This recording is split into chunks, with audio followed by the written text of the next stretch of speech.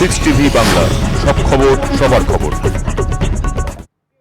নমস্কার, আপনারা দেখছেন 6 টিভি বাংলা। আমি মনীষ কীর্তনিয়া। শুরু করছি খাস কথা।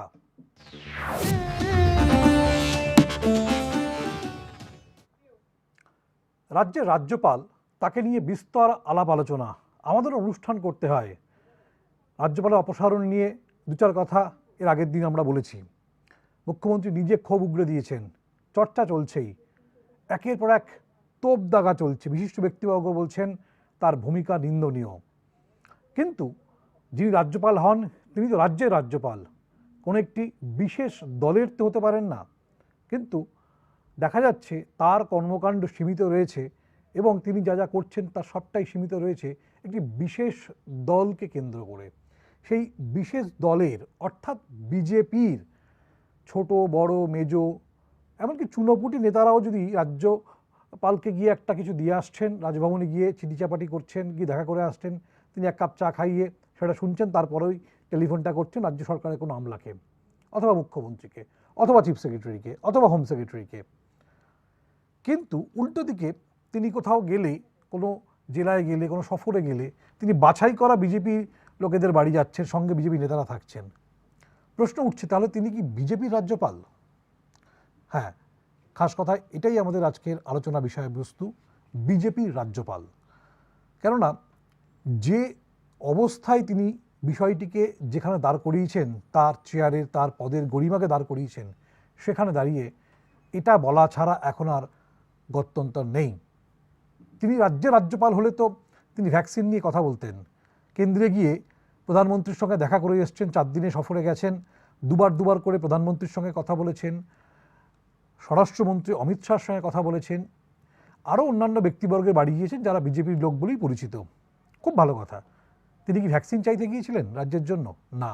তিনি কি রাজ্যের পাওনা গণ্ডার জন্য দাবি দাওয়া করতে গিয়েছিলেন রাজ্যের রাজ্যপাল হিসেবে? না।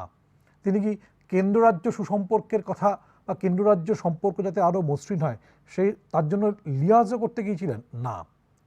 তিনি গিয়েছিলেন এ রাজ্যের বেশ কিছু জায়গায় কীভাবে আইন শৃঙ্খলা পরিস্থিতি বিঘ্নিত হচ্ছে বলে সেই নালিশ করে বিজেপি নেতারা তাকে যা জানিয়েছেন সেগুলোকে দিয়ে এ রাজ্যে কোনো রকমভাবে রাজ্য সরকারকে টাইট দেওয়া যায় কি না সংবিধানকে ব্যবহার করে, সেটার জন্য হয়তো কথা বলে এসছেন। মুখ্যমন্ত্রী অভিযোগ করেছেন তিনি এসেই উত্তরবঙ্গে চলে গিয়েছেন, বঙ্গভঙ্গে উস্কানি দিচ্ছেন, বাংলা ভাগ চাইছেন যে সমস্ত বিজেপি নেতারা। তিনি হঠাৎ করে দার্জিলিংয়ে চলে গেলেন 1 সপ্তাহের জন্য। যাদের ডাকছেন তারা বিজেপির লোকজন। তাহলে সবটাই তো বিজেপি কেন্দ্রিক। তিনি তো রাজ্যের রাজ্যপাল নন, বিজেপি রাজ্যপাল। কেন এই পরিণতি হলো? কেন এখানে রাজ্যপালের চেয়ারটাকে টেনে নামালেন তিনি? আলোচনা করবো আমরা। আমার সঙ্গে স্টুডিওতে রয়েছে আমাদের senior political reporter Anindita Sinha. সঙ্গে থাকবেন আপনারা। ফোন নাম্বারটা আরেকবার বলে দিচ্ছি, যদি আপনারা প্রত্যেকেই জানেন, 0336811707, 080910 আমাদের এক্সটেনশন। আমরা একবার শুরুতে দেখে নেব এই রাজ্যের রাজ্যপাল সম্পর্কে এক একজন শাসক দলের নেতারা কে কী বলেছেন। প্রথমে বলবো শুভেন্দু অধিকারী, রাজ্যের বিরোধী দলনেতা।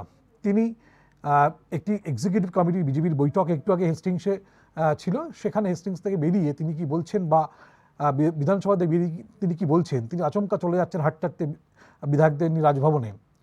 কি করছেন শুভেন্দু অধিকারী, কি চাইছেন? কখনো স্বাস্থ্য ভবনে যাচ্ছেন, কখনো রাজ্যপালকে বলছেন, রাজ্যপাল সেই অনুযায়ী রিয়াক্ট করছেন। কি বলছেন শুনুন একবার শুভেন্দু অধিকারী। NHRC सिस्टम का भी मालूम होना हो गया। मैं तो ट्वीट करके इसको कंडेम किया। हालत बहुत खराब है। NHRC तो खुद नहीं आया, सेंट्रल गवर्नमेंट नहीं भेजा, हाई कोर्ट का डायरेक्शन में आया है। तो हाई कोर्ट में बोलना चाहिए, लेकिन हालत इतना खराब है, इधर किसी को भी छूट नहीं है। मैं ट्वीट किया, कंडेम किया, ये बहुत खराब काज है। দেখুন, পশ্চিমবঙ্গে কেউ বাদ যাচ্ছে না, কোনো সাংবিধানিক বডি থেকে কেউ বাদ যাচ্ছে না। এখানে কেন্দ্রীয় মানবাধিকার কমিশন এসেছে কলকাতা হাইকোর্টের নির্দেশে। তারা আজকে যা দেখলেন আমি টুইট করে নিন্দা করেছি, অত্যন্ত নিন্দনীয় ঘটনা।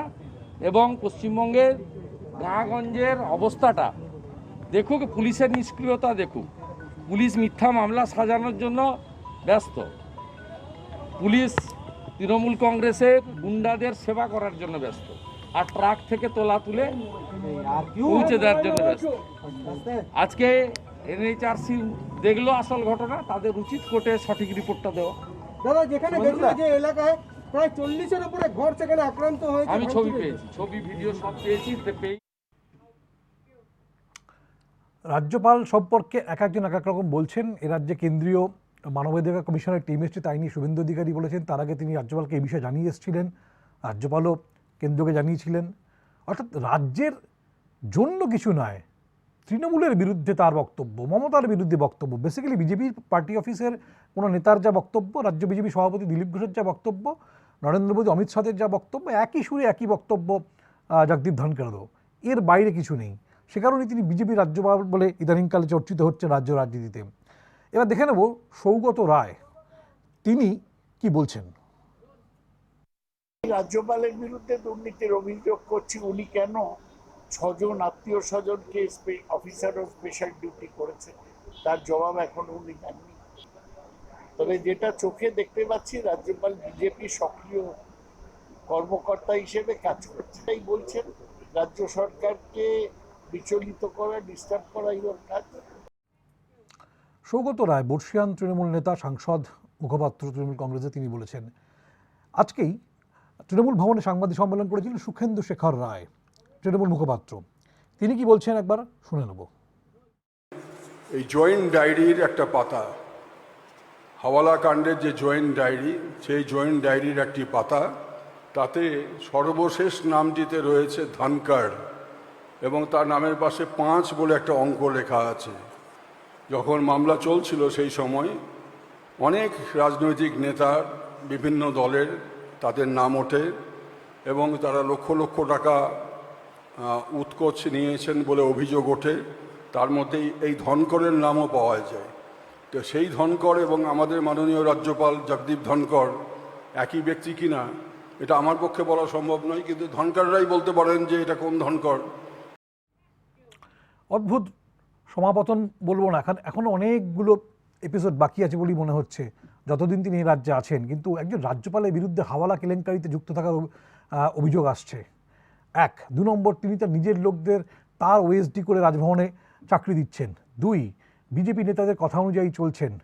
3, বিজেপি যা বলছে সেটাকে ইমপ্লিমেন্ট করতে তিনি বদ্ধপরিকর। তার সংবিধান যাই বলুন না কেন, তার চেয়ারের মর্যাদা, গরিমা যাই থাক না কেন, তিনি টেনে নামাচ্ছেন। গোটা ভারতবর্ষে এই নজির বিরলতম, ভাবা যায় না। সরকারকে বলতে হচ্ছে রাজ্যপালকে সরিয়ে দিন। রাজ্যপালের সঙ্গে কোনো কোনো বিষয়ে মতান্তর হতেই পারে, এটা মনান্তরের থেকেও ছাড়িয়ে গিয়েছে। কোন পর্যায়ে নিয়ে গিয়েছেন তু ম্যায়কে, কার্যত কলতলার ঝগড়াটা শুরু হয়ে গিয়েছে। এই আলোচনা আমরা শুরুই করছি, তাই এতগুলো জিনিস আপনাদের একটু দেখিয়ে নেওয়ার চেষ্টা করলাম। একজন দর্শক বন্ধু প্রথমে এসছেন, শুনে নেব। নমস্কার। হ্যাঁ নমস্কার মনীষ দাস, শুভ সন্ধ্যা। অলোক ব্যানার্জি, বেলগড়িয়া। হ্যাঁ অলোক বাবু বলুন। আমি তো রোজই বলি আপনাদের এখানে, ধনকড়কে দেখে আমি আরো উদ্বুদ্ধ হয়েছি, আরো বলার ইচ্ছে হচ্ছে। কারণ এইরকম রাজ্যপাল আমার প্রায় আজকে অনেক বয়স হলো, আমি অলোক বাবু, আজকে আমরা এই অনুষ্ঠান নাম রাখতে বাধ্য হয়েছি বিজেপি রাজ্যপাল। বিজেপি রাজ্যপাল একদম খাঁটি লিখেছেন, 100% খাঁটি। দাদা আপনাদের প্রত্যেককে আমি অভিনন্দন, ধন্যবাদ, প্রণাম জানাচ্ছি। আপনারা একদম ঠিক লিখেছেন। ও দিলীপ ঘোষের চাকরি খেয়ে নেবে। আমি বলছি দিলীপ বাবু, আপনি বলুন তো তৃণমূলে জয়েন করুন, তৃণমূলে আসুন, মমতা ব্যানার্জি আপনাকে গ্রহণ করবে। হ্যাঁ উনি বিজেপি রাজ্যপাল। দাদা ওনাকে বলছি দিলীপ বাবু আপনি তৃণমূলে চলে আসুন, ওনাকে বিজেপির পদ্মপাল রাজ্যপাল করে দিন। এত নোংরা লোক, একজন বয়োজ্যেষ্ঠ লোক যে এত খারাপ হতে পারে একটা রাজ্যকে ধ্বংস করার জন্য, উনি যথেষ্ট। আর ওনারা এক চালাচ্ছেন, ঘুরে ঘুরে বেড়াচ্ছে। শুভেন্দু বলে যে লোকটা জিতেছে কিনা আজও আমরা জানতে পারলাম না। এই সবগুলো এক হয়ে বাংলাকে শেষ করার চেষ্টা করছে। কিন্তু বাংলার তৃণমূল কর্মীরা এক জায়গায় আছে, তারা মমতা ব্যানার্জির ডান পাশে বাঁ পাশে আছে। অত সস্তা না। বেশ অল্প ধন্যবাদ আপনাকে। আপনি আপনাদের আমাদের রেগুলার দর্শক এবং ফোন করেন আপনি, ধন্যবাদ। আপনি দেখতে থাকুন। অনিন্দিতা, শুরুতেই যে ঝড়ের মতন করে ফোন আসছে, এবং অলোকবাবু আমাদের দীর্ঘদিনের আমাদের এই অনুষ্ঠানের সঙ্গী, তিনি বলছেন যে একদম ঠিক কথা, তৃণমূলে জয়েন করুন। একজন রাজ্যপালকে নিয়ে অনুষ্ঠান করতে হচ্ছে, এবং বাংলার মানুষ বলছেন যে কোথায় রাজ্যপাল সম্পর্কে আমরা ছোটবেলা থেকেই দেখে এসেছি যে এই পেশা আসার আগে পর্যন্ত রাজ্যপাল একটা সম্মানীয় পদ, তিনি কোথাও যাবেন তার সম্মানটাই অন্য রকমের। সেখানে এই পর্যায়ে নামিয়ে নিয়ে এসছেন একদম। কারণ এর আগের জনকে যদি আমরা দেখি যে কেশরীনাথ ত্রিপাঠী, তিনিও কিন্তু বিজেপি ওরিয়েন্টেড একজন ছিলেন, সংঘ পরিবারেরই ছিলেন। আমি তোমাকে থামাতে বাধ্য হচ্ছে, আবার আরেক দর্শক বন্ধু এসছে। নমস্কার। হ্যাঁ বলুন। হ্যালো। হ্যাঁ, আপনি কোথা থেকে বলছেন? ইছাপুর থেকে বলছি, প্রণব দত্ত রায়। বলুন প্রণববাবু। ব্যাপারটা হচ্ছে যে আজকে আমাদের রাজ্যে যে একজন বর্তমান রাজ্যপাল না, এই রাজ্যপাল হচ্ছে পুরোপুরি কোন একটি রাজনৈতিক দলের মুখপত্র হয়ে কাজ করছে। সেই দলটার নাম, হ্যালো, হ্যাঁ শুনছি, আপনি বলুন। বিজেপি নামক দলের মুখপত্র হিসেবে কাজ করছে। আমরা এর আগে অনেক রাজ্যপাল দেখেছি, যে রাজ্যপাল হ্যাঁ কেন্দ্রীয় সরকারের আন্ডারে যে দল সে দলের হয়ে কথা বলেছে, কিন্তু এইরকম ভাবে অসাংবিধানিক ভাবে একটি রাজ্যকে উনি কন্ডেম করার চেষ্টা করছেন। আজকে বেশ বুঝতে পেরেছি আমাদের এতটা সময় আমরা দিতে পারছি না, দুঃখিত, কিন্তু আপনি যা বলেছেন সেটা বুঝতে পেরেছি যে আপনার এই রাজ্যপালের কাজকর্ম মোটেই পছন্দ না, এবং রাজ্যপালের যে বিশেষ কাজ করা এবং যে বিশেষ দলের হয়ে তিনি কথা বলছেন সেটা পরিষ্কার, সেটা এক্সপোজ। আরেকজন দর্শক বন্ধু, নমস্কার। হ্যালো, হরিদাসবাবু বলুন। বিষয়টা হচ্ছে বিজেপির রাজ্যপালের বিষয়ে কোনো সন্দেহ নেই, পাশাপাশি এটাও ইচ্ছাকৃত হোক অনিচ্ছিত হোক স্বীকার করতে হবে যে মুখ্যমন্ত্রী তৃণমূলের মুখ্যমন্ত্রী, তিনি সিপিএম এর মুখ্যমন্ত্রী না, কংগ্রেসের মুখ্যমন্ত্রী, আইএসএফের মুখ্যমন্ত্রী না, বিজেপির মুখ্যমন্ত্রী না। এই বাস্তবতা আমাদের একটা ঘোর কলি। তিনি পশ্চিমবঙ্গের, তিনি হয়তো কোনো দলের সভানেত্রী, দল তাকে সিম্বলে জিতিয়েছে, কিন্তু তিনি তো রাজ্যের মুখ্যমন্ত্রী, প্রশাসনিক পদে বসে আছেন, ফলে আপনি তৃণমূলের মুখ্যমন্ত্রী বলতে পারেন না। ওই রাজ্যপালও তাই, রাজ্যপাল দিল্লি বেশ, আপনি দেখতে থাকুন। আসলে এই একজন মানুষ থাকেন, এটা নিয়ে আলোচনা করার বিষয় না, কিন্তু যেটা বলছি সেটা হচ্ছে যে রাজ্যপাল যে জায়গায় গোটা বিষয়টিকে পরিস্থিতিকে নিয়ে যাচ্ছেন, এটা বিজেপি কার্যত ব্যাকফুটে চলে গিয়েছে। দিলীপ ঘোষ একদম অলোকবাবু প্রথমেই বললেন একদম যে দিলীপ ঘোষ কিন্তু অস্তিত্ব সংকটে ভুগবেন, যে রাজ্যপাল এত খবরের শিরোনামে, এত টেলিভিশন স্ক্রিনে সবসময় টুইট করছেন, প্রেজেন্সে থাকছেন, দিলীপ ঘোষ, শুভেন্দু অধিকারী তো বিপদ হয়ে যাচ্ছে। একদম, আমি তোমাকে সেটাই বলছিলাম যে দেখো, সংঘ বা বিজেপি ঘনিষ্ঠ কেউ রাজ্যপাল হয়েছেন, এর আগেও আমরা দেখেছি কৃষ্ণা ত্রিপাঠীকে, তিনি কিন্তু তার নিজের জায়গাটা কখনো নষ্ট করেনি, তিনি কিন্তু রাজ্যপালের জায়গাটাতেই ছিলেন। কার্যত জগদীপ ধনখড়কে নিয়ে যেটা সমস্যা সেটা হচ্ছে উনি প্রচণ্ডভাবে মেগালোম্যানিক আমি বলবো না, বাট ওনার সমস্যাই হচ্ছে উনি প্রচণ্ডভাবে স্ক্রিনে থাকতে চান, যে উনি হঠাৎ করে ওনাকে যদি কেউ দেখান বা ওনাকে নিয়ে কেউ খবর না করেন, উনি খুব একটা ইনফিরিয়রিটি কমপ্লেক্সে ভোগেন, এবং ওনার মনে হয় যে উনি বোধহয় হারিয়ে যাচ্ছেন, ওনাকে কেউ মনে রাখতে পারছেন না। সেখানে সকাল 7টা থেকে উঠে টুইট করতে শুরু করেন, এবং একটা বা একটা করতে থাকেন, টুইট করেন, আবার 2 ঘন্টা বাদে একটা টুইট করেন, পাল্টা টুইট করেন, সেটা কোনো রিপ্লাই না আসলেও তিনি ফোন করে তাকে বলেন যে এই টুইটারে আমি রিপ্লাই চাই। সুতরাং এই জিনিসটা কিন্তু একটা সুস্থতার লক্ষণ বলে অনেকেই মনে করছেন না, এক। এবং দ্বিতীয়ত আমি তোমাকে যেটা বিশেষ করে বলতে চাইছি যে 2 দিন বাদে বিধানসভা শুরু হতে চলেছে।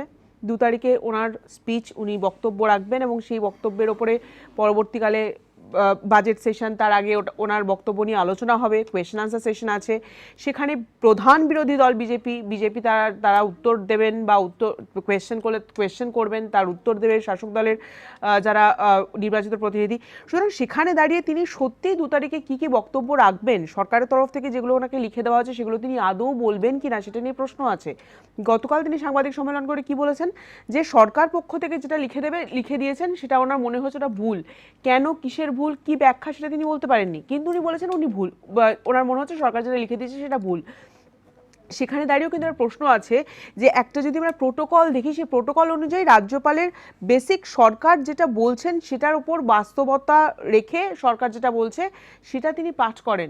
সুতরাং সেখানে তিনি আদৌ পাঠ করবেন কিনা, পাঠ করতে গেলে তিনি কি সমস্যার সৃষ্টি করবেন বিধানসভায়, রাজ্য সরকার যা লিখে দেবে তাকে সেটা পড়তে হবে। একদম, এটা একদম প্রোটোকল, এবং সেখানে সেটা তো সত্যতা রয়েছে। রাজ্যপাল সরকার তো তোমাকে কোনো ভুল তথ্য লিখে দেবে না, সেই তথ্য তুমি বিধানসভায় দাঁড়িয়ে পড়ছো, এরকম তো বিষয়টা নয়। কারণ বিধানসভার তো একটা বেসিক প্রোটোকল রয়েছে, একটা নিয়ম রয়েছে, সেই নিয়মের বহির্ভূত কোনো কাজ তো আমরা এতদিন পর্যন্ত করিনি। এই বিষয় সম্পর্কে দেখো, এখন পরিষদীয় নেতা হিসেবে মনোজ টিগ্গা আছেন, যদিও বিরোধী দলনেতা শুভেন্দু অধিকারী, কিন্তু মনোজ টিগ্গা বিষয়টি পরিষদীয়ভাবে আছেন, গত 5 বছর ধরেই রয়েছেন, এবারও আছেন। আমি একবার পিসিআরকে অনুরোধ করবো যদি মনোজ টিগ্গাকে টেলিফোন লাইনে ধরা যায়, কারণ মনোজ টিগ্গাই দীর্ঘদিন ধরে এই বিজেপির বিরোধী অবস্থানে থেকেছেন 3-4-5 জন বিধায়ক নিয়ে। এবারে সংখ্যাটা বেড়েছে, ফলে এবারে তারা কোন পথে চলতে চাইছেন বিধানসভার শুরুর আগে একবার মনোজ টিগ্গাকে যদি ধরা যায়, এই মুহূর্তে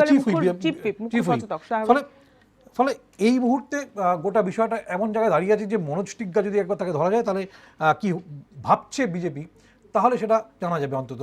হ্যাঁ, আরেকটা বিষয় অরিন্দিতা, সেটা হচ্ছে যে এইখানে রাজ্যপাল যে যে ইস্যুগুলোকে তুলে ধরছেন আর কেন্দ্রে গিয়ে তার সকল্ড বসেদের কাছে তিনি যেতেই পারেন, তার ডাক আসতেই পারে, সেখানে গিয়ে যা বলছেন দুটোর মধ্যে তফাৎ থাকছে। তার কারণ তিনি কিন্তু রাজ্যের জন্য কিছু বলছেন না, না উনি রাজ্যের জন্য চাইছেন না। একটাই কিন্তু ইস্যু না, সেটা হচ্ছে 356 কি করে করা যায়, 356 কি করে করা যায়, তার একটা বোধহয় সম্ভবত তার একটা মানে গুটি পাকানোর কাজ চলছে এখানে, খসড়া তৈরি করার চেষ্টা চলছে। এবং বঙ্গভঙ্গের যে উস্কানির কথা মমতা বন্দ্যোপাধ্যায় অভিযোগ করেছেন, তারও তো একটা ইন্ধনকারী বিষয়ের মধ্যে উনি রয়েছেন।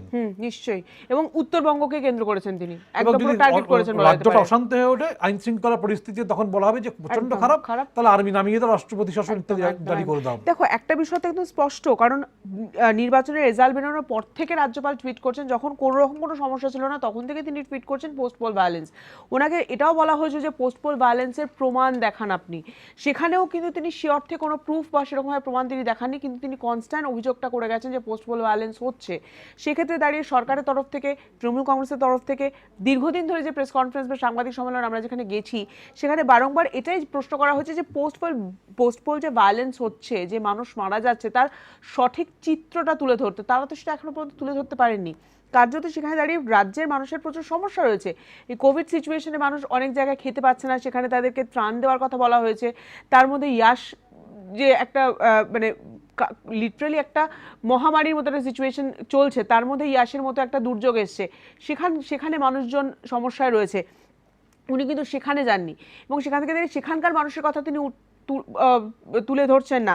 ইয়াসে মমতা বন্দ্যোপাধ্যায় প্রায় যে ক্ষয়ক্ষতির কথা জানিয়েছিল কেন্দ্র সরকারকে, সেই ক্ষয়ক্ষতির জন্য যে টাকাটা রাজ্যের যে প্রাপ্য টাকা, সেই টাকাটা কিন্তু তিনি একবারও যে দিল্লি গেছেন, তিনি কিন্তু দিল্লিতে গিয়ে বলেননি যে রাজ্যের যে প্রাপ্য টাকাটা সেটাও যেন কেন্দ্র সরকার ক্লিয়ার করে দেন, সেটা দিয়ে দেন, সেটা তিনি বলেননি। কিন্তু বারবার যেটাকে প্রমিনেন্টলি যেটাকে প্রমাণ করার চেষ্টা চলছে বা যেটাকে ইমপ্লিমেন্ট করার চেষ্টা চলছে, সেটা হচ্ছে পোস্ট পোল ভায়োলেন্স, এবং সেখান থেকে দাঁড়িয়ে আইন শৃঙ্খলার পরিস্থিতি খারাপ, এবং সে কারণে আইন শৃঙ্খলার জায়গা থেকে দাঁড়িয়ে যাতে আর্মি নামানো হয় বা আর্মির মানে 356টাকে জারি করাটা মূল উদ্দেশ্য রাজ্যপালের। এটা কিন্তু শুধুমাত্র যে রাজ্য সরকারের বিধায়করা বা সরকারি দলের যারা বিধায়ক বা ইলেক্টেড মেম্বার তারা বলছেন তা কিন্তু নয় মনীষ। কারণ আমি অদ্ভুতভাবে তোমাকে থামিয়ে একটা জিনিস দর্শক বন্ধুরা জেনে রাখুন, আজকে একটা বিষয় বিজেপির অন্দরমহলে এর আগে উঠেছে।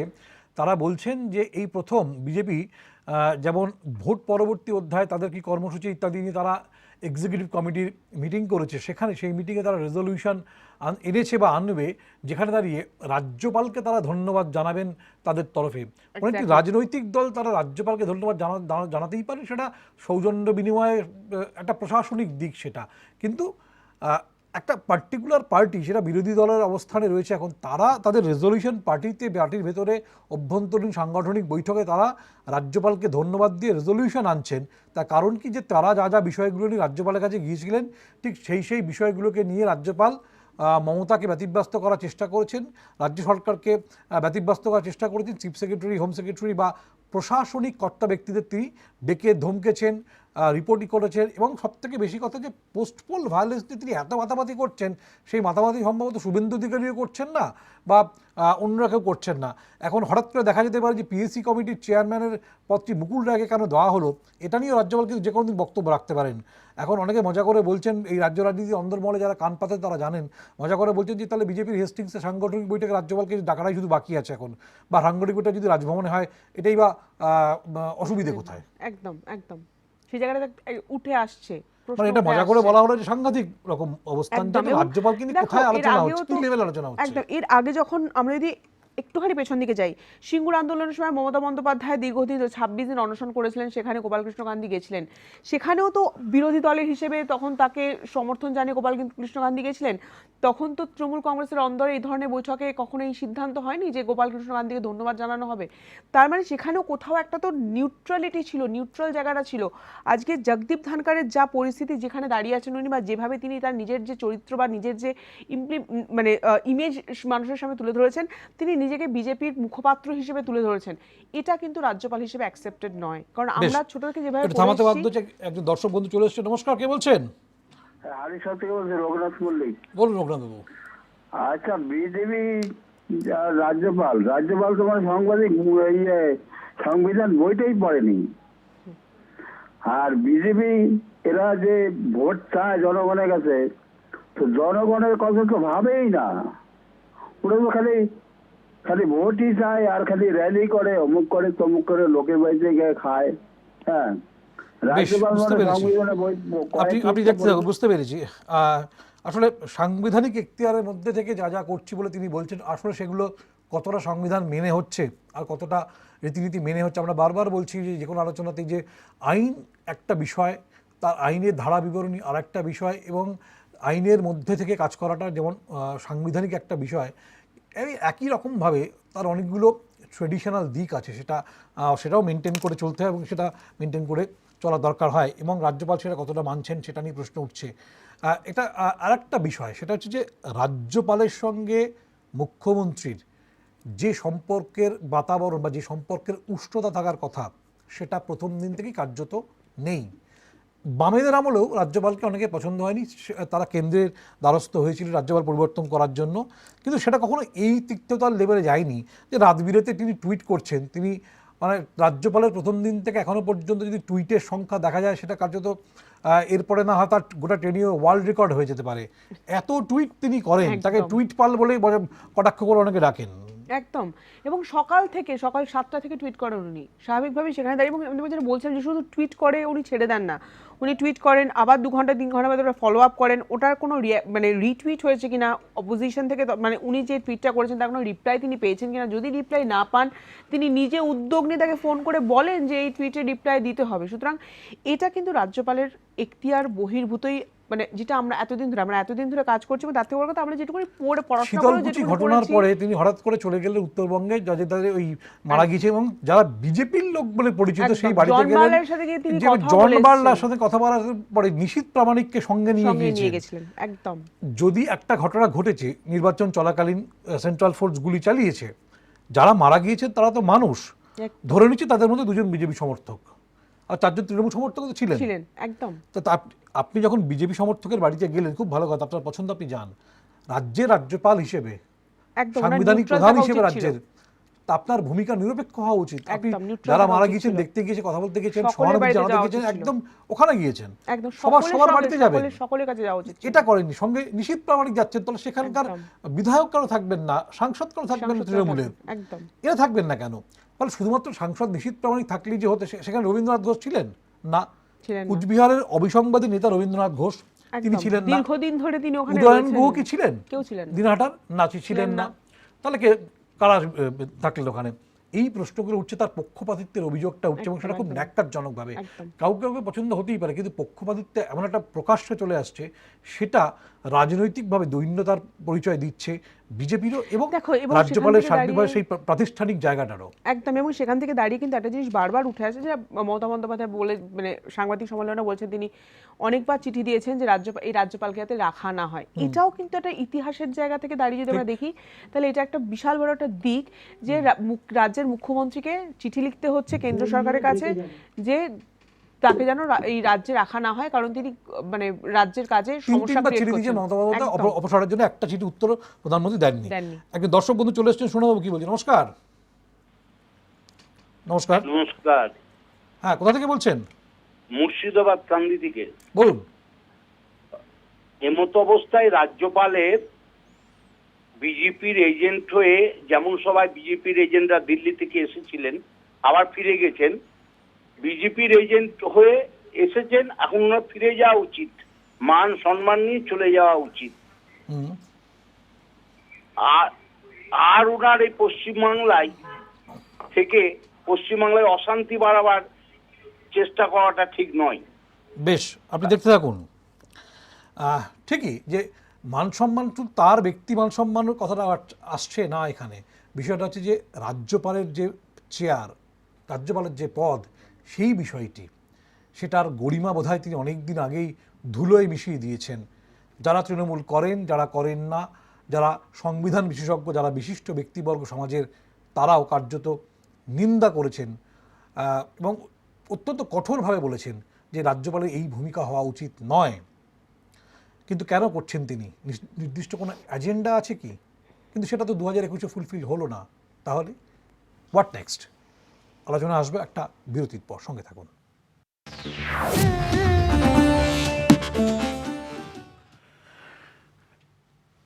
একটা বিষয় খুব পরিষ্কার যে রাজ্যপাল যা করছেন তাকে পছন্দ করছেন না রাজ্যের কোনো মানুষই। একবজ্ঞা বিজেপির লোক ছাড়া এটাকে কেউ ভালোভাবে নিচ্ছেন না। বিরতির পর এই আলোচনায় আমরা ঢুকবো, কিন্তু বারবার একটা জিনিস আমরা খুঁজে বেড়ানোর চেষ্টা করছি। রাজ্যপাল কোনো বিষয়ে নিন্দা করতে পারেন, কাউকে ডাকতেই পারেন, কিন্তু এটা এমন পর্যায়ে যাবে কেন যেখানে তিনি বিজেপির রাজ্যপাল বলে তাকে কটাক্ষ করার সুযোগ তিনি দেবেন? নির্দিষ্ট কোনো এজেন্ডা আছে নাকি তার? নির্দিষ্ট কোনো অ্যাসাইনমেন্ট দিয়ে তাকে পাঠানো হয়েছে? অনিন্দিতা, দেখো, যদি সত্যি আমরা রাজ্যপালের প্রথম থেকে যদি আমরা উনি কি কি করেছেন সেগুলো দেখি, প্রথম দিন তিনি এখানে যোগদান মানে যেদিনকে থেকে পশ্চিমবঙ্গের রাজ্যপাল হিসেবে তিনি এসছেন তার পরদিন থেকে কিন্তু রাজ্য সরকারের সঙ্গে তার একটা বাকবিতণ্ডার জায়গা তৈরি হয়েছে। সরকারের সঙ্গে আমরা কি দেখে এসেছি, এর আগেও রাজ্যপাল যারা এসছেন তারা সরকারের সঙ্গে একত্রিতভাবে তারা কাজ করেন এবং সেখানে দাঁড়িয়ে হ্যাঁ সরকারের সঙ্গে মতবিরোধ থাকে, কিন্তু একটা সম্পর্কের একটা জায়গা থাকে। কারণ প্রয়োজনে এর আগে আমরা দেখেছি পার্থ চট্টোপাধ্যায় যখন শিক্ষামন্ত্রী ছিলেন বিভিন্ন বিষয়ে তিনি রাজ্যপালের কাছে আমার একটা জিনিস মনে আছে, অনিন্দিতা, যখন মমতা বন্দ্যোপাধ্যায় যখন প্রথম ক্ষমতায় আসেন তখন যিনি রাজ্যপাল ছিলেন তার সঙ্গে যে মমতা বন্দ্যোপাধ্যায়ের বিরাট সুসম্পর্ক ছিল তা নয়, কিন্তু এটা ঘটনা যে মমতার সঙ্গে তার একটা খটাখটি চলছে, কিন্তু পার্থ চট্টোপাধ্যায় তার দলের মহাসচিব, রাজ্যের শিল্পমন্ত্রী সেই সময়, গুরুত্বপূর্ণ, অত্যন্ত গুরুত্বপূর্ণ, তিনি গিয়ে রাজ্যপালের সঙ্গে দিনের পর দিন সান্ধ্য আড্ডায় বসেছেন, চা খেয়েছেন, ইনফরমাল আড্ডায় গেছেন, সমস্যা মিটিয়ে ফিরেছেন। তারপরে কিন্তু এই কাদা ছড়াছড়িতে রাজ্যপাল যাননি। আমি এটাই তোমাকে বলতে চাই, এম.কে. নারায়ণ ছিলেন, এরপরে কেশরীনাথ ত্রিপাঠী, তিনি তো আরএসএস এর লোক, বিজেপির লোক, তার সঙ্গেও কিন্তু মমতা তেমন নয়, কিন্তু এতটা মারাত্মক আকার নেয়নি। কারণ অনিন্দিতা ফিরছে, একজন দর্শক বন্ধু রয়েছেন। নমস্কার। নমস্কার, চন্দননগর থেকে বলছি, জয়ন্ত চক্রবর্তী। হ্যাঁ বলুন চন্দ্রবাবু। হ্যাঁ, আজকে যে আপনারা ইস্যুটা নিয়েছেন বিজেপির রাজ্যপাল, এটা হচ্ছে আমাদের সব থেকে দুর্ভাগ্য যে বিজেপির রাজ্যপাল বলেও একটা অনুষ্ঠান করতে হচ্ছে। সত্যিই তো আমরা চাই না করতে, কিন্তু কি করা যাবে বলুন? উনি বিজেপির রাজ্যপাল, যারা তৃণমূল কংগ্রেসের ভোটার তারা বলবে, কিন্তু যারা বিজেপিকে ভোট দিয়েছে তারাও জেনে গেছে যে উনি বিজেপির রাজ্যপাল। কিছুক্ষণ আগে অনিন্দিতা দিয়ে একটা কথা বলছিলেন, রাজ্যপাল লাইমলাইটে থাকতে চায়। আপনাদের স্মরণ করিয়ে দিই, দুর্গাপুজোর কার্নিভালে রাজ্যপালের ছবি শুধু দেখানো হয়নি বলে প্রোটোকল মেনে রাজ্যপালকে আমন্ত্রণ করা হয়েছে। জয়ন্তবাবু সেটা তিনি বলেছিলেন যে তার দুর্গা কার্নিভালের 48 ঘন্টা বাদে তিনি রিয়ালাইজ করেছেন তাকে ছবিতে দেখানো হয়নি। সরকারকে অত্যন্ত নক্কারজনক ভাবে বদনাম করেছিল। এই জিনিসটা তো মানে সাধারণ মানুষ দেখে গেছে, অর্থাৎ তিনি হচ্ছে সবসময় লাইমলাইটে থাকতে চায়। ঠিক ঠিক ঠিক ঠিক ঠিক আপনি দেখতে থাকুন। রাজ্যপাল সত্যিই তো যে জায়গায় নিজেকে নামিয়েছেন। এই মুহূর্তে মনোজ টিগ্গা, বিজেপির বিধায়ক, মুখ্য সচেতক বিরোধী দলের, তিনি আমাদের সঙ্গে টেলিফোন লাইনে রয়েছেন। মনোজদা, স্বাগত জানাই আপনাকে। মনীষ কীর্তনিয়া শুনতে পাচ্ছেন? হ্যাঁ হ্যাঁ, ধন্যবাদ দাদা, ধন্যবাদ। কেমন আছেন মনোজদা? এই আছি কোন রকম। এই রাজ্যে আর মানুষ কিভাবে থাকতে পারে?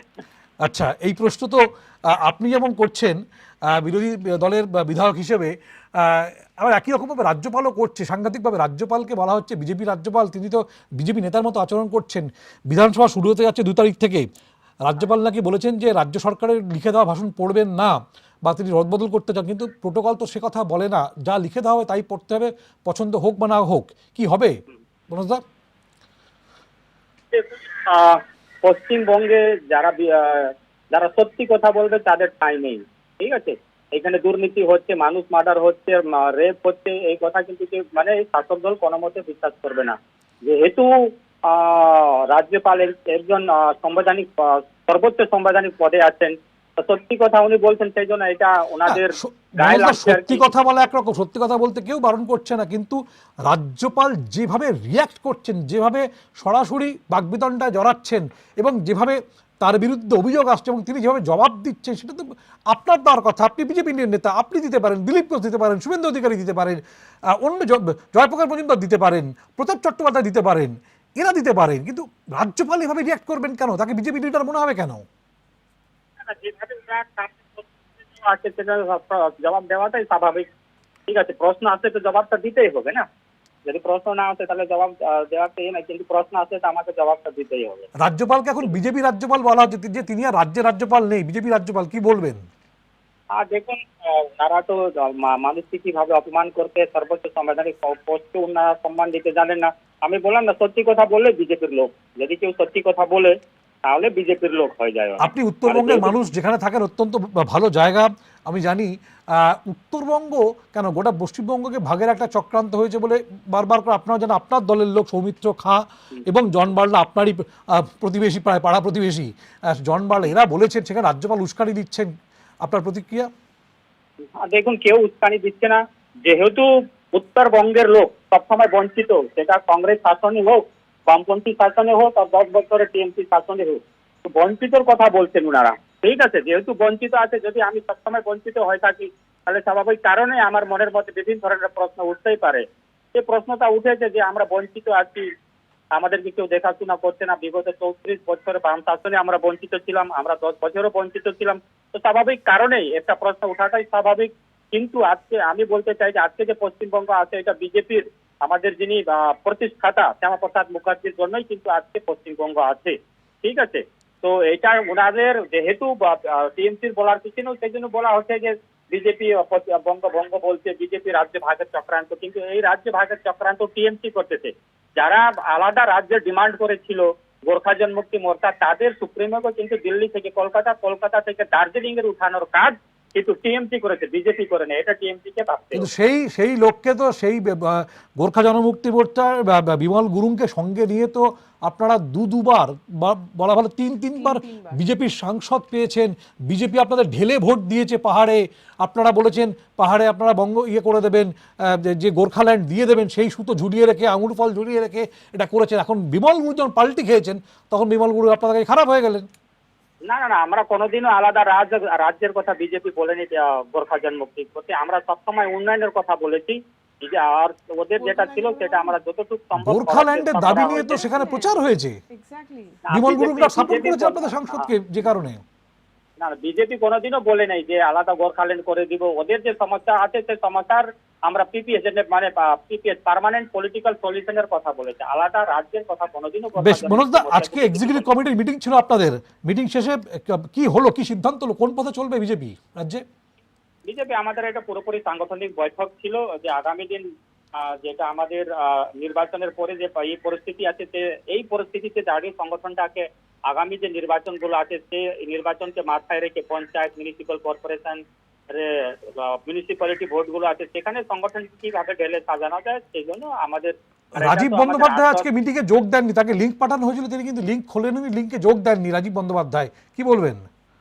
দেখুন, সেটা তো রাজ্য, আমি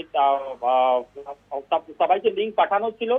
আমাদের বলা হয়েছিল যে প্রায় এমএলএ এমপিরা নিজের জেলায় পার্টি অফিসে ভার্চুয়ালি সবাই যোগদান করবেন। এটা এখানে একটা লিমিট, যেহেতু করোনা মহামারীকে মাথায় রেখে লিমিট সংখ্যাটা করা হয়েছিল, সে কারণে হয়তো। আচ্ছা, আমি শেষ প্রশ্ন করছি, যেহেতু আপনি পরিষদীয় দলের দীর্ঘদিন দায়িত্বে ছিলেন, আমি ব্যক্তিগতভাবে জানি আপনার কাজকর্ম সম্পর্কে অবহিত। এবারে যে দায়িত্ব আপনি পালন করেছিলেন, আপনাদের কয়েকজন মাত্র বিধায়ককে নিয়ে বিধানসভার ভেতরে আপনি দেখেছি 2-1বার বক্তৃতা করেছেন, সরব হয়েছেন, বা বি.আর. আম্বেদকরের মূর্তির নিচে এসে বিক্ষোভ করেছেন। এবারে বাম কংগ্রেস ফ্লোরে নেই, বিধানসভায় তাদের প্রতিনিধিত্ব নেই, আইএসএফ আছে। এবারে যদি প্রয়োজন হয় আপনারা কি আইএসএফকে এই একজন বিধায়ককে তার নীতিগতভাবে আপনারা প্রয়োজনে আইএসএফকে নিয়ে ফ্লোর কোঅর্ডিনেশন করবেন? দেখবেন, মানুষ বিজেপিকে পর্যাপ্ত মাত্রায় আমি মনে করি বিধায়ক এখানে পাঠাইছে বিরোধী দল হিসাবে আমাদেরকে সাধারণ মানুষের কথা তোলার জন্য ওখানে পাঠিয়েছে। আমার মনে হয় না যে কারো সহযোগিতা নিতে হবে। আর আপনারা কি বিধানসভা চলতে দেবেন? যে আপনারা তো এখন 75 জন বিধানসভা চলতে দেবেন? বিধানসভা সেটা শাসক দলের উপরে নির্ভর করবে। শাসক দল যদি সহযোগিতার হাত বাড়িয়ে দেয় তাহলে আমরা একজন আমরা বলতে পারি যে রেসপন্সিবল বিরোধী দল হিসাবে আমরা নিশ্চয়ই সহযোগিতা করব। যেভাবে মোদিজি দেখবেন যে এখানে সবসময় কিন্তু বিরোধী দল নেতাকে নিয়ে দিল্লিতে কাজ করেন, সেখান থেকে কিন্তু মাননীয়াকে শেখা উচিত। এখানে তো বিরোধীদের কোনো সম্মানই নেই।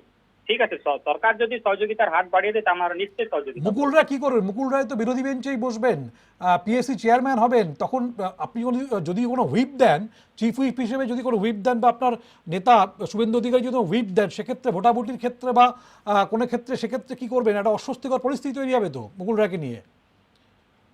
দেখুন, উনি কোথায় বসবেন না সেটা তো আমার জানা নেই। আপনারা কি স্পিকারের কাছে কোনো দাবি জানাবেন তার সিট নিয়ে? দেখুন, আমরা তো ওনার সদস্যপদ খারিজের জন্য আমরা আবেদন করেছি সেই নিয়ে আমরা এগোবো। উনি কোথায় বসবেন বসবে না, সরকার কোথায় নিয়ে যাবে না সেটা আমরা বলতে পারছি না। ঠিক আছে, আমাদের করণীয় কাজ আমরা করব। বেশ, অনেক অনেক ধন্যবাদ মনোজ টিগ্গা। উত্তরবঙ্গের মানুষ, প্রাথমিক স্কুলে শিক্ষকতা করেছেন, এখনও করেন সম্ভবত, কিন্তু বাটির মানুষ, পরিষদীয় কাজে তার অভিজ্ঞতা রয়েছে। একজন দর্শক বন্ধু চলে এসেছেন। নমস্কার, কে বলছেন?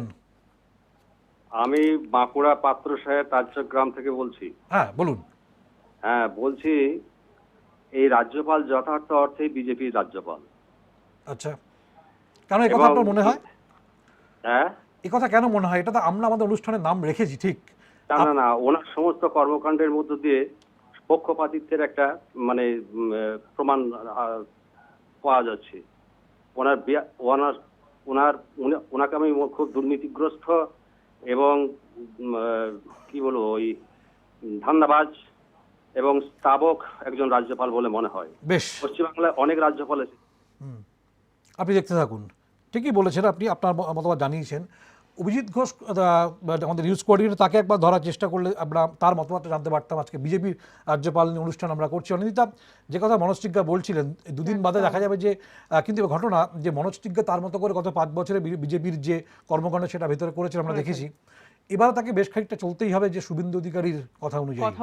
আর বিজেপি সেন্ট্রাল নেতৃত্ব একটা সিদ্ধান্ত নিয়েছেন যে দলে দিলীপ ঘোষের যে উচ্চতা, রাজনৈতিক উচ্চতা, শুভেন্দু অধিকারীকে সমান তালে সেই উচ্চতা জায়গা দেওয়া হবে। ফলে শুভেন্দু অধিকারী রাজনৈতিকভাবে অনেকটা গুরুত্ব পাবেন বিধানসভার অন্দরে। এবং সব থেকে বড় কথা, সেখান থেকে তার থেকেও গুরুত্বপূর্ণ মনি, সেটা হচ্ছে যে দলের অনেকেই কিন্তু, এটা অফিসিয়ালি বলছি, বিজেপির দলের অনেকেরই, যেহেতু শুভেন্দু অধিকারী কিন্তু বিজেপির নন, তিনি আগে কংগ্রেসে ছিলেন, পরবর্তীতে তৃণমূল কংগ্রেসের মন্ত্রী হয়েছিলেন, এখন তৃণমূল কংগ্রেস থেকে তিনি বিজেপিতে গেছেন। সুতরাং সেখানে দাঁড়িয়ে দিলীপ ঘোষের স্ট্র্যাচারে যখন শুভেন্দু অধিকারীকে সেম জায়গাটা দেওয়া হচ্ছে, দলের অন্দরে, বিজেপির অন্দরে অনেকেই বিষয়টাকে খুব একটা ভালোভাবে নিচ্ছেন না। দ্বিতীয়ত আদি যারা নেতা, আদি নেতা, একদমই তাই। এবং সব থেকে বড় কথা, অনেকেরই মনে হয়েছে যে শুভেন্দু অধিকারীকে হঠাৎ করে নিয়ে এসে একটা উচ্চ স্থানে বসিয়ে দেওয়া হয়েছে এবং সেখানে যারা কর্মী রয়েছেন তাদেরকে সেই গুরুত্বটা দেওয়া হচ্ছে না। যদি আমরা মনোজ টিগ্গাকেই ধরি, মনোজ টিগ্গা তখন মাত্র 4 জন বিধায়ক ছিল যখন তিনি প্রথম বিধানসভায় ছিলেন। তুমিও তখন বিধানসভায় ছিলে। সেখানে বাম কংগ্রেস যখন ছিল, আমরা দিনের পর দিন দেখেছি মনোজ টিগ্গা বুঝতে পারতেন না পরিষদীয় রাজনীতি কি, তিনি কিভাবে বক্তব্য রাখবেন। তিনি দিনের পর দিন বিধানসভার সেশন শেষ হওয়ার, মানে ফার্স্ট হাফ শেষ হয়ে যাওয়ার পর আব্দুল মান্নানের ঘরে বসে তিনি বুঝেছেন, আর্টিকেল বুঝেছেন, কি কোয়েশ্চেনে কি উত্তর দেবেন সেটা বুঝেছেন। স্বাভাবিকভাবে তিনি তো নিজেকে তৈরি করেছেন, পরিষদীয় একজন নেতা হিসেবে তিনি নিজেকে তৈরি করেছেন। সেখানে দাঁড়িয়ে শুভেন্দু অধিকারীকে তার জায়গাটা, ওইখানে দাঁড়িয়ে শুভেন্দু অধিকারী বিরোধী দলনেতা করে দেওয়াটা বিজেপির অন্দরে যথেষ্ট প্রশ্ন লাগছে। যেখানে মুখ্যমন্ত্রী ফ্লোরে থাকবেন, ডেফিনেটলি থাকবেন, স্বাভাবিকভাবে থাকবেন, বাজেট যেদিন পড়াবে তিনি তো থাকবেন, পার্থ চট্টোপাধ্যায় বাজেট পড়বেন, এবারে রাজ্যপাল থাকবেন, তো থাকা প্রশ্ন নেই, তিনি থাকবেন না। কিন্তু আমার একটা খুব ইন্টারেস্টিং সিন দেখতে ইচ্ছা করছে, শুভেন্দু অধিকারী মুকুলরা থাকবেন, মুখ্যমন্ত্রী ওখানে থাকবেন, এবং সেখানে শুভেন্দু মানে যদি সরাসরি মুখ্যমন্ত্রীকে কোনো প্রশ্ন করে বিরোধী দল নিজে করতে, আমরা বহুবার দেখেছি যে আব্দুল মান্নানের সঙ্গে মুখ্যমন্ত্রী একেবারে সরাসরি কথা কাটাকাটি হয়েছে। এবারে যদি কোনো কারণে এই বিধানসভা শুরু হওয়ার পরে হবেই শুভেন্দুর সঙ্গে মমতার একটা টাসেল চলছে, সেই ছবিটা কিরকম হবে? সেই ছবি স্বাভাবিকভাবে, সেই দেখো মানে ওটা একটা আবার একটা ইতিহাসের জায়গায় তৈরি হবে। কিন্তু আরো একটা বিষয় গুরুত্বপূর্ণ, আমি তোকে ধরিয়ে দিই সেটা যে তাহলে কি শুভেন্দু অধিকারী তার সবসিদ্ধ ভঙ্গিতে বিধানসভা নির্বাচনের সময় যা বলেছেন যে মমতা বেগম বলবেন, মমতা শেখ বলবেন, নাকি দিদি বলে সম্বোধন করবেন, নাকি মাননীয় মুখ্যমন্ত্রী বলবেন? এটা নিয়ে প্রশ্ন। দেখো, যদি আমরা বিধানসভার নিয়ম ভাবি বা বিধানসভার প্রোটোকল দেখি, তাহলে কিন্তু ওখানে আব্দুল মান্নান যখন মমতা বন্দ্যোপাধ্যায়কে বোন হিসেবে সম্বোধন করলেও ওখানে দাঁড়িয়ে নেমে যখন ঝগড়া করছেন তখন মাননীয় মুখ্যমন্ত্রী বলেছেন। কিন্তু শুভেন্দু অধিকারী সেটাকে মানবেন কিনা বা সেটা মেনে উনি কিভাবে সম্বোধন করবেন সেটা স্বাভাবিকভাবেই সময় বলবে। কিন্তু উচিত ওনার প্রোটোকল অনুযায়ী বা বিধানসভার যদি আমরা প্রোটোকল দেখি, তাহলে ওনাকে মাননীয় মুখ্যমন্ত্রী হিসেবেই ওনাকে সম্বোধন করতে হবে। কিন্তু বিধানসভার এই একটা বিষয় হচ্ছে যে রাজ্যপালের ভূমিকাটা নিয়ে বারবার করে আলোচনা করতে হচ্ছে, তার কারণ বিজেপি ক্রমাগত তাকে চাপ দিচ্ছেন বা তাকে বলে রেখেছেন যে রাজ্য সরকার যে ভাষণ পাঠাবেন বা পাঠিয়েছেন 2 তারিখে তার পড়তে হবে, তাকে ভাষণ ইতিমধ্যেই রাজভবনে পৌঁছেছে এবং সেখানে পোস্ট পোল ভায়োলেন্স এবং রাজ্যের আইন শৃঙ্খলা পরিস্থিতি নিয়ে আলোচনা রাখতে হবে, কথা রাখতে হবে, এবং রাজ্যপাল তার মতো করে রদবদল করে ভাষণের খসড়া একটা পাঠিয়েছেন নবান্নে, সিওমেতে। কিন্তু সেটা কোনো অবস্থাতেই অ্যাপ্রুভ হচ্ছে, রাজ্য সরকার কড়াভাবে জানিয়ে দিয়েছে পছন্দ হোক বা না হোক যা বলা হবে যা লিখে দেওয়া হচ্ছে সেটাই করতে এবং সেটা ক্যাবিনেট অ্যাপ্রুভড।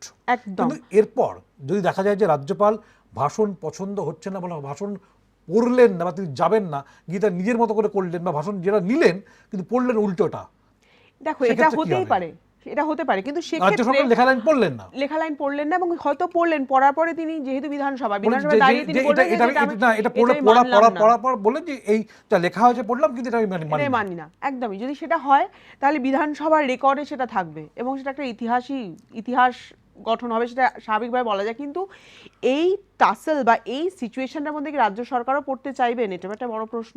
এবং সেখান থেকে দাঁড়িয়ে শুধু রাজ্যপাল উনি একদম নিজে বলেছেন যে উত্তরবঙ্গ থেকে ফেরার পরই তার কাছে খসড়া এসেছিল, খসড়া আসার পর তিনি পড়ে দেখেছেন, তার মনে হচ্ছে, রাজ্যপালের মনে হচ্ছে যা ওই খসড়াতে লেখা রয়েছে, যেটা ওনাকে পড়তে দেওয়া হবে, সেটা ভুল তথ্য রয়েছে। সে কারণে তিনি মমতা বন্দ্যোপাধ্যায়কে পাল্টা জানিয়েছিলেন ফোন করে। মমতা বন্দ্যোপাধ্যায় নিজে কিন্তু ওনাকে ফোন করে বলেছেন যে এটা মন্ত্রিসভা একদম পুরোপুরিভাবে অনুমোদন দিয়েছেন, এটাই আপনাকে পড়তে হবে কার্যত। তারপরেও কিন্তু তিনি আবার একটা খসড়া করে পাঠিয়েছেন এবং উনি একদম স্পেসিফিক্যালি বোঝানোর চেষ্টা করছেন যে রাজ্যের আইন শৃঙ্খলা পরিস্থিতি ঠিক নয়, এটা উনি বিধানসভায় দাঁড়িয়ে বলবেন বা বলতে চাইছেন, কার্যত এটা ওনার বক্তব্য থেকে স্পষ্ট। কিন্তু সেখানে দাঁড়িয়ে যদি রাজ্যকে বিধানসভায় দাঁড়িয়ে রাজ্যপাল ভাষণে বলেন যে রাজ্যের আইন শৃঙ্খলা পরিস্থিতি ঠিক নয়, সেক্ষেত্রে যখন এই প্রশ্নটা আসবে সেই দায়টা রাজ্য সরকারের উপর চলে যাবে যদি সেই ঘটনাটা সত্যতা না মানা সত্ত্বেও। বর্ষিয়ান নেতা হিসেবে, পরিষদীয় মন্ত্রী হিসেবে পার্থ চট্টোপাধ্যায় একটা ভূমিকা রয়েছে একদম। এবং সব থেকে বড় কথা, এখানে মানস ভূঁইয়া কিন্তু এবারে বিধানসভায় থাকবেন। বলা হয় খুব ভালো পরিষদীয় রীতিনীতি প্রচন্ড পরিমাণে অবগত এবং ভীষণ ভালো জানেন। মুখোপাধ্যায় থাকবেন, বিমান বন্দ্যোপাধ্যায় রয়েছেন, তাপস রায় থাকবেন, বাকিরা থাকবেন। কিন্তু পরিষদীয় দল হিসেবে, নেতা হিসেবে অনেক সময় দেখা যায় যে যেটা ফ্লোরে কোনো গন্ডগোল হলে স্পিকারের ঘরে বসে আমরা দেখেছি বিমান বন্দ্যোপাধ্যায়, পার্থ চট্টোপাধ্যায় বা সিনিয়র লিডাররা মিলে, বিধায়ককে মিলে সেটা সামলান। এক্ষেত্রে অনেক সময় অপোজিশন লিডারকে নিয়েও মুখ্যমন্ত্রী বৈঠক করতে হয়, তাহলে স্পিকারের ঘরে এবারে সেই মিটিংয়ে শুভেন্দুকে রাখতে হবে, অবশ্যই রাখতে হবে। কিন্তু সেখানে শুভেন্দু অধিকারী যাবে কি যাবে না সেটা নিয়ে প্রশ্ন থাকছে, কারণ এর আগের গুলোতে আমরা দেখেছি সর্বদল বৈঠকে শুভেন্দু অধিকারী যাননি। তিনি নাম দিয়েছিলেন, 20 জনের লিস্ট তৈরি হয়েছে, বিজেপির তরফ থেকে শুভেন্দু অধিকারীর নাম দেওয়া হয়েছে, সেখানে শুভেন্দু অধিকারী যাননি, উনি অগ্নিমিত্রা পলকে পাঠিয়েছেন। এটাও তো প্রোটোকলের বাইরে, যার নাম দেওয়া নেই তাকে তুমি তোমার জায়গায় আরেকজনকে তুমি সাপ্লিমেন্ট হিসেবে পাঠাতে পারো না। স্পিকার সে কারণে অগ্নিমিত্রা পলকে অ্যাকসেপ্ট করেন। জিজ্ঞেস করি, সেটা হচ্ছে যে প্রত্যেকবার সেশনে বিল আসে, এবার কি কোনো বিল আসছে? এখনো পর্যন্ত কটা বিল, কোন বিল? সবথেকে গুরুত্বপূর্ণ যেটা হতে চলেছে সেটা হচ্ছে 8ই জুলাই, যেটা পরিষদীয় যে এটার কথা বলা হয়েছে বিধান পরিষদ, সেই বিধান পরিষদের জন্য যে আবেদন সেই তারা এটা রাখতে চলেছে, প্লেস করতে চলেছেন। এবং স্বাভাবিকভাবে 52 বছর বাদে, আপনারা অবগত আছেন নিশ্চয়ই, 52 বছর বাদে রাজ্যে বিধান পরিষদ হতে চলেছে। যদিও 2011 সালে কিন্তু তার একটা খসড়া হয়েছে, আলোচনা হয়েছিল, কমিটি তৈরি হয়েছিল, কমিটি তৈরি হয়েছে, সেটা অ্যাডহক কমিটি হিসেবে, সেটা অ্যাডহক কমিটিতে পাঠানো হয়েছে। 1969 সালে প্রথম এ রাজ্যে বিধান পরিষদ, যখন যুক্তফ্রন্টের সরকার, সেই সময় বিধান পরিষদ একটা ছিল, কিন্তু তারপর লোকে ভুলে গেছে, সময়ের সঙ্গে গঙ্গা দিয়ে অনেক জল বেরিয়ে গিয়েছে। মমতা বন্দ্যোপাধ্যায় কথা দিয়েছিলেন বিধান পরিষদ তিনি তৈরি করবেন। এই বিধান পরিষদ হবে প্রায় অনেকের জায়গা, প্রায় 90 জন মতো জায়গা পাবেন, আমি খুব ভুল না করি, 90 থেকে 92 জন জায়গা পাবেন এখানে বিধান পরিষদে। 52 বছর বাদে রাজ্যে বিধান পরিষদ গঠন হবে। বিধান পরিষদে কিন্তু অনেকটা জায়গা, তার কাজের পরিসরটা থাকবে। এই বিধান পরিষদ গঠনের ক্ষেত্রে রাজ্যপালের সইয়ের একটা ব্যাপার থাকবে, বিলটা পাঠাতে হবে। শুধু রাজ্যপালকে তো দেখো, এর আগে 3টে গুরুত্বপূর্ণ বিলের মধ্যে SC/ST বিল উনি এখনো পর্যন্ত স্যাংশন করেননি, মব লিঞ্চিং এর মতো বিল উনি স্যাংশন করেননি। মব লিঞ্চিং বিল তো তোমার জানা আছে, সেটা গত বছর বিধানসভা যখন সেশন শুরু হয়েছে, বাজেট অধিবেশন, সেই সময় মব লিঞ্চিং বিল পাঠানো হয়েছিল। এবং সবথেকে বড় কথা, মব লিঞ্চিং বিলটাতে আটকে পাল্টানো হয়, তার কারিগর ছিলেন হচ্ছে সুজন চক্রবর্তী, আব্দুল মান্নান। এরা এত মাঝে মধ্যে বড় বড় কথা বলেন, কিন্তু এই দুজন, সুজন চক্রবর্তী, আব্দুল মান্নান, মাঝে মধ্যেই রাজভবনে গিয়ে তাকে পরামর্শ দিয়ে এসেছেন। হ্যাঁ, একদমই মব লিঞ্চিং এর বিলটা ওই কারণে এখনো পর্যন্ত আটকে রয়েছে, উনি শুধু একটা সইয়ের জন্য ওরা এখনো পর্যন্ত অনুমোদন করেনি। আব্দুল মান্নান নিজে গিয়েছিলেন, হ্যাঁ, আব্দুল মান্নান দুজনে মিলে গেছিলেন, দুজনে গিয়েই ওই বিলটাকে আটকানো হয়েছিল। SC/ST বিলটা কিন্তু এখনো পর্যন্ত পড়ে রয়েছে, উনি এখনো পর্যন্ত অনুমোদন করেননি। সুতরাং বিধান পরিষদের বিলটা যখন এই বিধানসভার পরে মন্ত্রিসভায় পাশ হবে, তারপরে যখন রাজ্যপালের কাছে যাবে, রাজভবনে যাবে, যেটাকে আমরা আইন সভা বলি, ওখানে পাশ না হওয়া অবধি তো ওরা কেন্দ্রে যাচ্ছে না। রাজ্যপাল বিলে সই না করা পর্যন্ত সেটা বিলে পরিণত হচ্ছে না, সেটা কেন্দ্রে যাচ্ছে না, সেটা হোম ডিপার্টমেন্টে আইনে যাবে পরিণত হয় না। না, কিন্তু এক্ষেত্রে তো যেহেতু বিধান পরিষদ, রাজ্যপাল সই করে দেবেন, আইনসভা থেকে সেটা পাস হবে, হয়ে সেটা কেন্দ্রে যাবে, হোম ডিপার্টমেন্টে যাবে, সেখান থেকে লোকসভা রাজ্যসভা হয়ে লাস্টলি ওটা প্রেসিডেন্টের কাছে যাবে।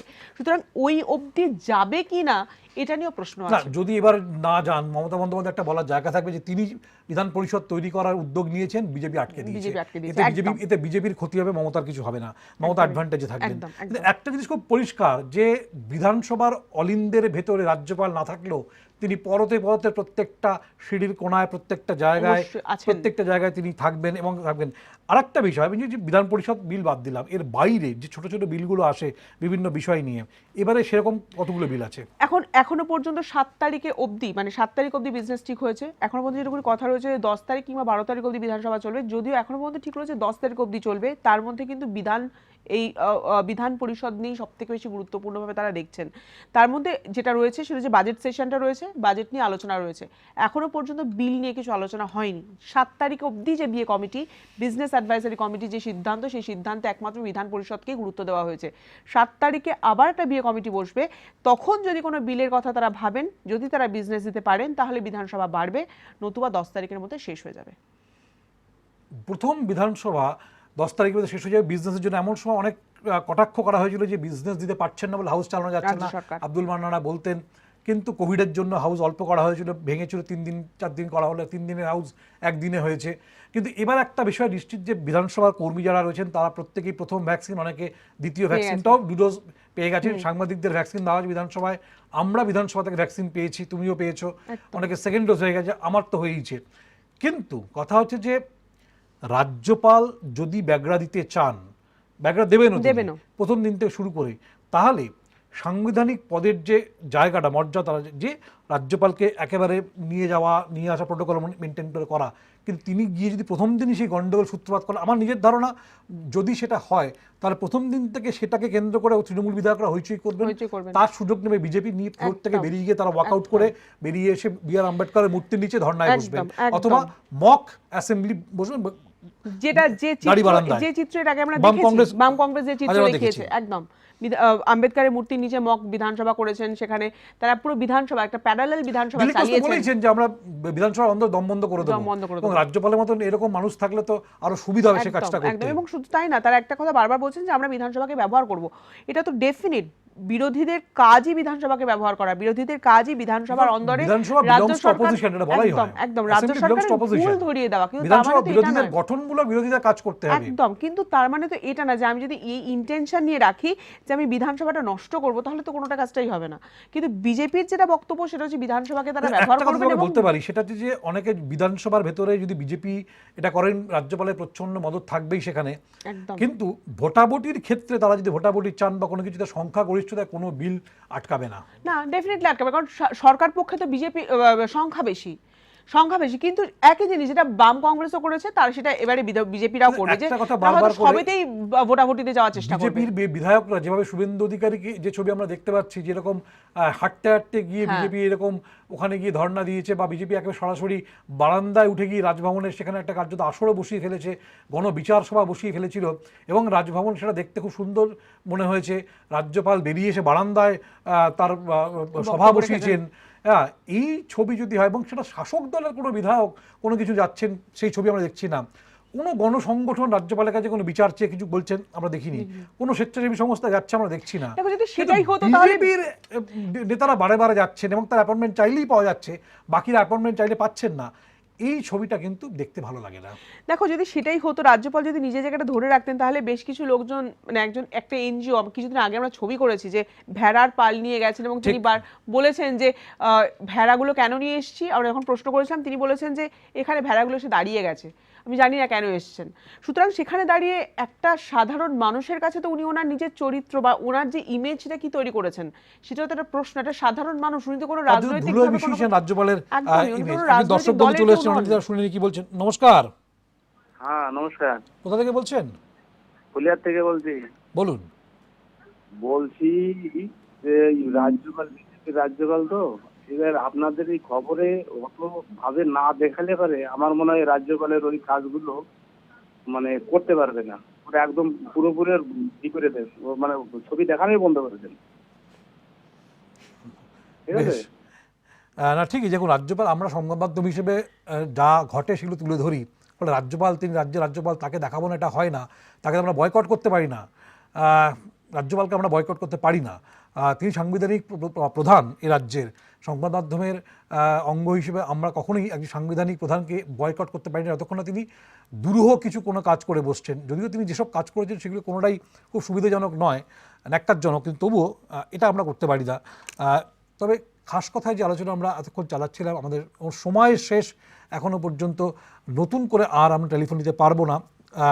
অনিন্দিতা আমাদের সিনিয়র পলিটিক্যাল রিপোর্টার, তোমাকে অনেক ধন্যবাদ, কেননা এই আলোচনা আমাদের বিভিন্ন রকম চলতেই থাকবে, কেননা বিধানসভার অধিবেশন শুরু হলে প্রত্যেক দিন কোনো না কোনো উল্লেখযোগ্য ঘটনা ঘটবেই, বিজেপি কোনো না কোনো এমন কিছু করবে, এমন ছবি তারা দেবে যে আমাদের সেটা নিয়ে আলোচনা খাস কথা করতেই হবে, এবং এ বিষয়ে কোনো সন্দেহ নেই। আগামী 10 দিন যদি এটা চলে 2 তারিখ থেকে প্রচুর রসদ আমরা পাবো, আপনাদেরও দেখাবো, আপনারা ইনভলভ যেতে এই প্রোগ্রামটার মধ্যে। আপাতত আমাদের বিদায় নিতেই হচ্ছে, খাস কথা এখানেই শেষ করতে হবে আজকে। বিজেপি রাজ্যপাল, আগামী দিন রাজ্যপাল কী কী করছেন তার মুভমেন্ট আমাদের নখদর্পণে নজরে অবশ্যই থাকে, আপনাদেরও জানাবো। তবে আপাতত বিদায় নিতেই হচ্ছে, বাকি সব খবরের জন্য আপনারা চোখ রাখুন 60 বাংলায়।